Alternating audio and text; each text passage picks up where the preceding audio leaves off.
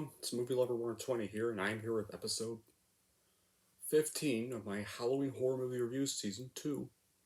And today's episode is going to be for another possessed child movie, or demon movie, also released in 1976, 3 years after The Exorcist was released. This time, the kid is a boy instead of a girl. And, what can I think of? For a film released in 1976, directed by late director Richard Donner, and is it's released by 20th Century Fox.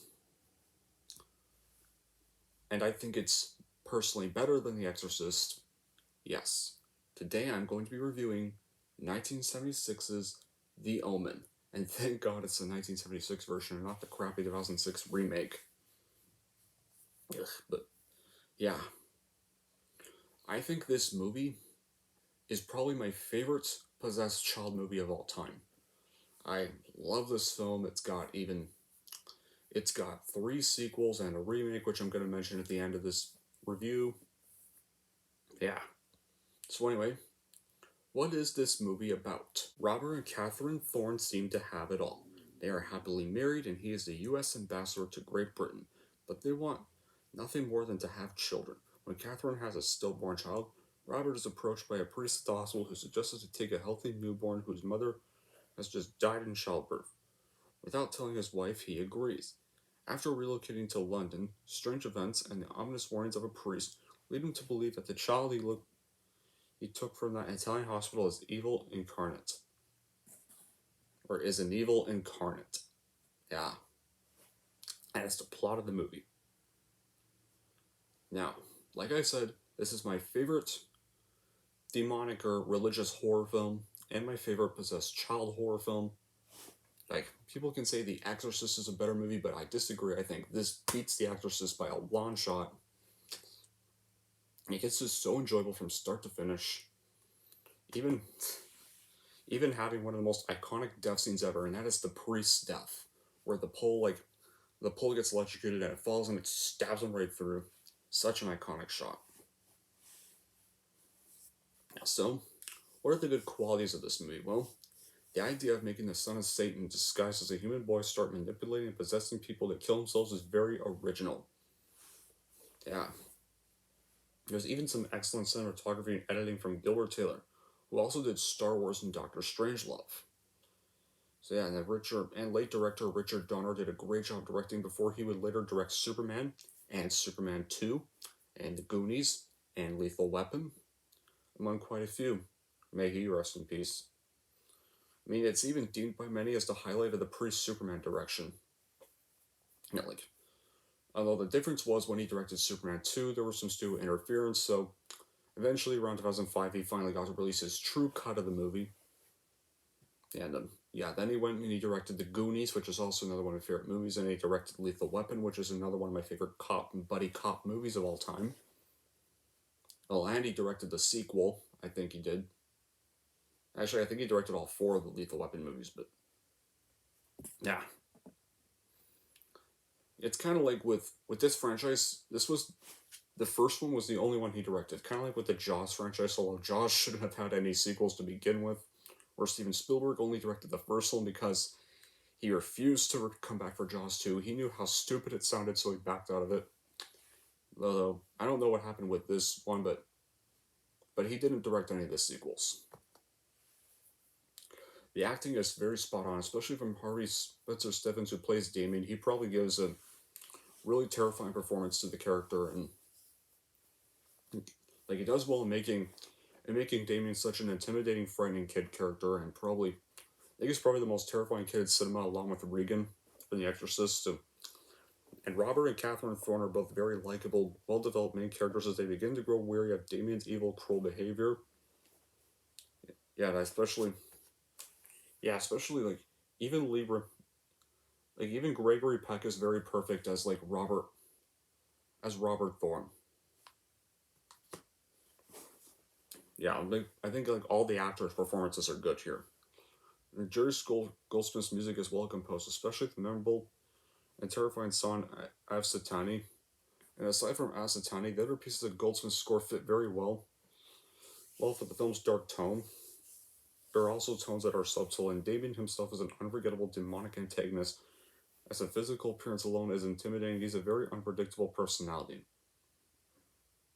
And even some many suspenseful and scary moments, such as when Damien mentally controls a nanny to hang herself while she holds a big creepy smile on her face, and the scene where Damien starts slipping out when he's about to enter church, like that's when you can already tell there's something wrong with him, and you can just feel the absolute horror in that scene. You already can tell there's something not right when he starts like having a tantrum about entering a church service or sermon, and then just yeah, he's just a very entertaining kid character in general.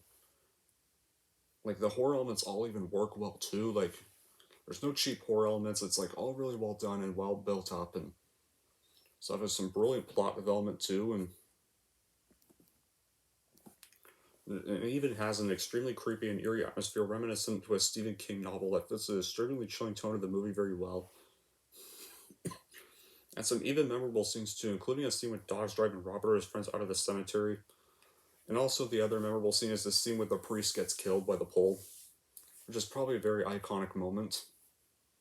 And it's definitely, and in this version, it's so much better done than how the remake did it, with the cheap lighting and CGI, and it just where the pole goes through his mouth instead of his chest. Like how this scene in the original, where it just goes right through his chest, is done better than the shitty remake version of this scene.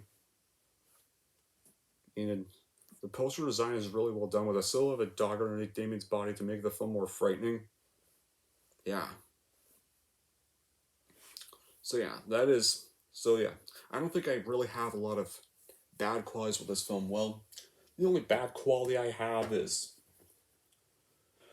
pretty much unfortunately the rest. Well, the first one is good. The rest of the sequels don't really come close. This movie, like, yeah, I mean, Damien the Omen 2 is a passable sequel. It's not as good as the first one, but it's okay for what it is. I mean, it's just not as great as the first one. Personally, the rest of the sequels, like the final conflict is just it's just kind of I don't know what this was, but wasn't really that good. I mean, it didn't really feel much like an Omen movie at times, and Omen 4 Omen 4 The Awakening was just awful, just like a crappy TV sequel, just less about this one the better. Ugh. And then of course we also have the garbage remake. Ugh.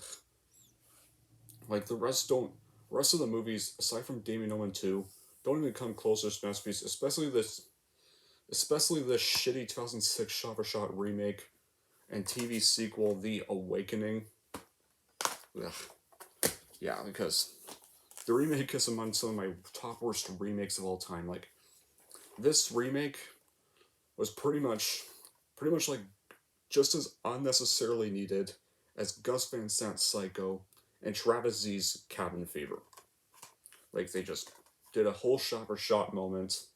I think there was supposed to be an alternate ending, but no, they just made a whole shot for shot ending. And plus, as much as I like Lee Schreiber, he is